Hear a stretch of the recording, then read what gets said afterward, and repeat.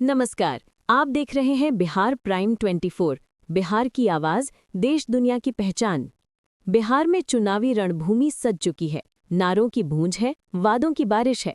सवाल एक ही है, अब की बार कौन करेगा बिहार पर राज? जनता तैयार है, मैदान गर्म है और हर वोट बनेगा फैसला। तो चलिए शुरू करते हैं बिहार इलेक्शन 2025 की 25 बड़ी खबरें, सिर्फ बिहार प्राइम 24 पर, जहां सच्चाई सबसे आगे है। बिहार में आज चुनावी सरगर्मी तेज हो गई है। प्रधानमंत्री नरेंद्र मोदी आज मुजफ्फरपुर के मोतीपुर और छपरा में 2 बड़ी जनसभाओं को संबोधित करेंगे। इन रैलियों से भाजपा ने चुनावी अभियान को और गति दे दी है, वहीं विपक्ष भी अपनी तैयारियों में जुटा है। तेजस्वी यादव ने आज तेजस्वी का प्रण घोषणा पत्र जारी किया है, जिसमें 5 साल में 1.3 करोड़ सरकारी नौकरियां देने और ताड़ी पर लगी पाबंदी हटाने का वादा किया गया है। इस घोषणा से युवा वर्ग में उत्साह का माहौल देखा जा रहा है। जेडीयू ने विपक्ष के वादों को छलावा बताते हुए कहा कि इन्हीं के शासन में लोग बिहार छोड़ने को मजबूर हुए थे। पार्टी ने जनता से अपील की है कि राज्य में विकास और स्थिरता के लिए एनडीए को ही वोट दें। बिहार में इस बार जनता का मूड कुछ बदला हुआ नजर आ रहा है। मतदाता जात पात से हटकर सड़क, बिजली और पानी जैसे बुनियादी मुद्दों पर बात कर रहे हैं। कई जगहों पर उम्मीदवारों के विरोध के स्वर भी सुनाई दे रहे हैं। छठ पूजा के समापन के साथ अब पूरा बिहार चुनावी रंग में रंग चुका है। घाटों से लेकर गलियों तक अब रैलियों और प्रचार की गूंज सुनाई दे रही है।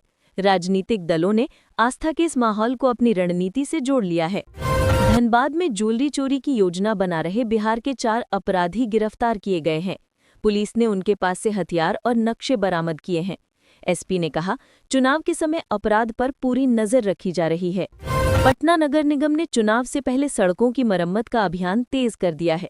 मुख्य मार्गों पर गड्ढे भरने और सफाई का कार्य जारी है। ट्रैफिक पुलिस ने कई इलाकों में रूट डाइवर्जन भी किया है। गया में छठ घाटों की सफाई और सजावट की खूब सराहना हो रही है। नगर निगम कर्मियों की मेहनत की लोगों ने तारीफ की है।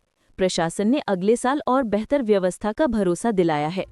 दरभंगा से कोलकाता के लिए नई हवाई सेवा जल्द शुरू होने जा रही है। डीजीसीए से अनुमति मिलते ही उड़ानें शुरू होंगी। इससे मिथिलाचल के यात्रियों को बड़ी राहत मिलेगी। भागलपुर में गंगा नदी पर बना 6 लेन का नया पुल उद्घाटन के लिए तैयार है। मुख्यमंत्री नीतीश कुमार अगले हफ्ते इसका लोकार्पण करेंगे।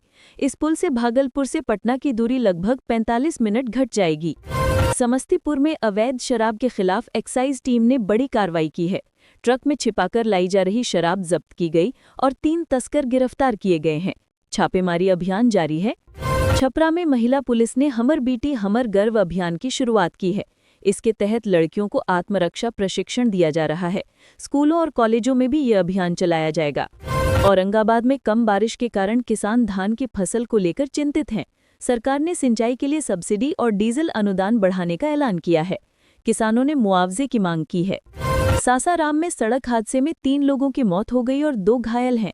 पुलिस ने शवों को पोस्टमार्टम के लिए भेजा और ट्रक ड्राइवर की तलाश शुरू कर दी है। पूर्णिया में बिजली बिल विवाद को लेकर लोगों ने हंगामा किया। बिजली विभाग के दफ्तर के बाहर प्रदर्शन हुआ। अधिकारियों ने बिल जांच का आश्वासन देकर मामला शांत कराया। मुजफ्फरपुर में डेंगू के मामले बढ़ने लगे हैं। स्वास्थ्य विभाग ने फॉगिंग और एंटी लार्वा अभियान तेज कर दिया है। डॉक्टरों ने लोगों से साफ सफाई और सावधानी बरतने की अपील की है। कटिहार में बड़ा रेल हादसा टल गया। पटरियों पर मवेशी आने से ट्रेन चालक ने समय रहते ट्रेन रोक ली। रेल प्रशासन ने ड्राइवर को प्रशंसा पत्र देने की घोषणा की है। नवादा में शिक्षा विभाग ने कई स्कूलों का औचक निरीक्षण किया। शिक्षकों की उपस्थिति और मिड डे मील की जांच की गई। लापरवाही पर सख्त कार्रवाई के निर्देश दिए गए। सीवान में सड़क निर्माण कार्य में भ्रष्टाचार की शिकायत सामने आई है। स्थानीय लोगों ने घटिया सामग्री के इस्तेमाल का आरोप लगाया है। विभाग ने जांच टीम गठित कर दी है। मधुबनी में छठ पूजा के दौरान एक युवक डूबकर मौत हो गई। प्रशासन ने परिजनों को मुआवजा देने की घोषणा की है। परिवार में शोक का माहौल है। अररिया में एसएसबी ने नेपाल सीमा से 2 तस्करों को गिरफ्तार किया है। उनके पास से नकली नोट और सोना बरामद हुआ है। पूछताछ जारी है। वैशाली में महिला स्वयं सहायता समूहों को आत्मनिर्भरता के लिए सम्मानित किया गया है। 100 समूहों को पुरस्कार दिए गए हैं और नई योजनाओं का विस्तार किया जा रहा है।